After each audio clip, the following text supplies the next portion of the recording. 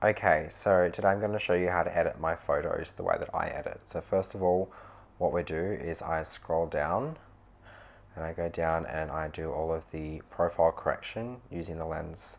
So I've got my lens already set. I adjust for the distortion and the vignetting as well.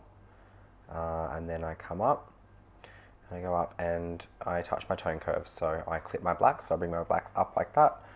This raises the levels of the blacks. That's the first thing that I do. All of my photos are the same. And then I also come in and I clip my highlights as well because I drop my highlights a bit. And I boost the whites and midtones I keep the same. And then shadows I drop a little bit. Makes a nice S-curve, but my blacks are clipped, my highlights are clipped. I'm just going to bring it down a little bit more. And then I go up and I touch my tone. So my white balance I'm going to leave the same. I bring my shadows all the way up so that the lighting is bright. I drop my highlights down and that creates even lighting across the photo. I'll play with the whites here and there depending on how I feel, and I usually just leave the blacks where they are, but it really just depends. Anyway, so then I might drop the white balance just a little bit cooler. There we go, type in 6,000 there, that'll do.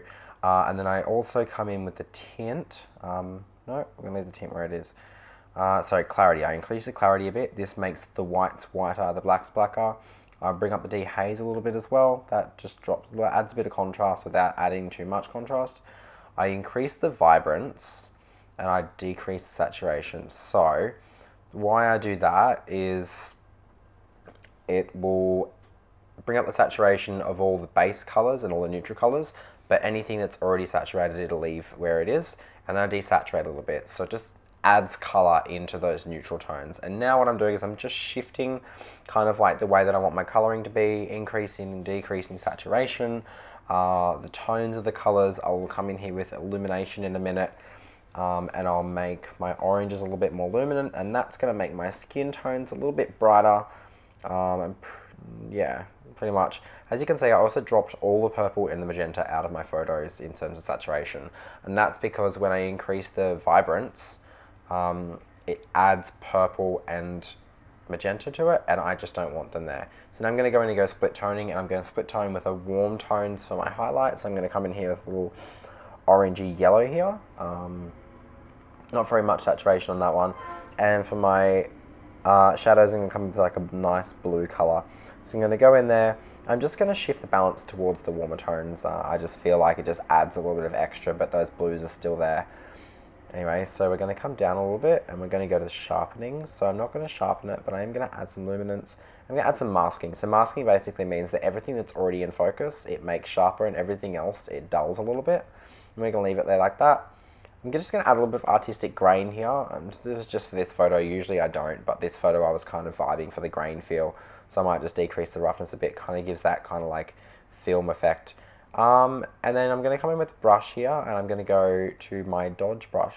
I'm just going to brighten up the skin. So usually I only touch the skin. Just adds that extra pop for my skin. Add Mary's hair here. I'm just going to make a little bit brighter as well. So as you can see, I just go in and hit the arms, hit the shoulder, hit the face, basically wherever there's already natural light hitting, and then also the skin as well. And then we're going to come in crops. Now, on my main crop is like an 8x10 because it looks nice, it fits well, and Instagram is my main platform, and you know, it fits perfectly with an 8x10 in a portrait or a landscape. But yeah, usually it's an 8x10. If not, I'll do like a full 16x9 for a wide shot, but most of the time it's 8x10. So just get that nice and centered there. That's nice. I got enough headroom there in the center. And come in here, I'm just going to do a little bit of retouching. I try not to retouch my models that much. I just usually do like a spot here, so I'll just like decrease that by a lot. Just mind, my computer's a little bit slow. I'm trying to screen record this. It's just not loving life at the moment. But as you can see, I'm just going to spot heal these pimples on the side of his neck. We got 1, 2. I'll do a third one up near his eye there in a second. So yeah, it's really quite simple with what I'm doing here. There's nothing too fancy. I just thought I'd give you guys an insight about how I usually edit. So I pretty much do all of this, and then what I'll do is I'll copy and paste all of these settings across and paste them to the next few photos that'll look the same, and then I'll just come in here with a spot healing brush and the dodge brush, and I'll just like do that for each individual photo. But this is looking pretty good. I might just come in here with my dodge brush again, and because they got their faces together, I might just come in here and brighten up his face a little bit, and I might just put a little bit of brightness on her face as well, just so they really just stand out.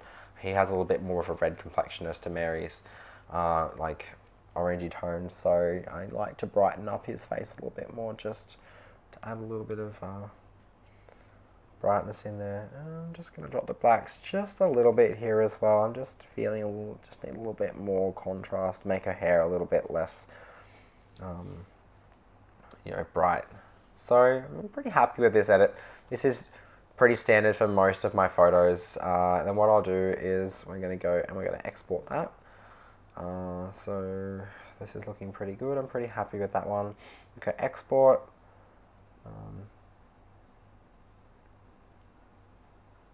So just go export.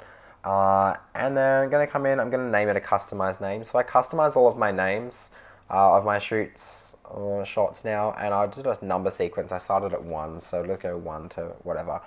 And JPEG, quality, make sure it's put at 100. Lightroom that isn't preset like that. We can sharpen it for screen. I don't usually touch any of that. So make sure you always boost your quality to 100 because Lightroom will not be set up like that. And then that'll export. Let's give that a minute. So yeah, this kind of just like shows you how I usually edit my photos. Everyone's always asking me, what have you done to edit your photos? How they just look so bright and warm and full of life and color? And I think it's probably adding the increasing the vibrance but decreasing the saturation, and then also just boosting the shadows and dropping the highlights just creates an even playing field and just makes it look so nice. So yeah, that's my final edit, guys.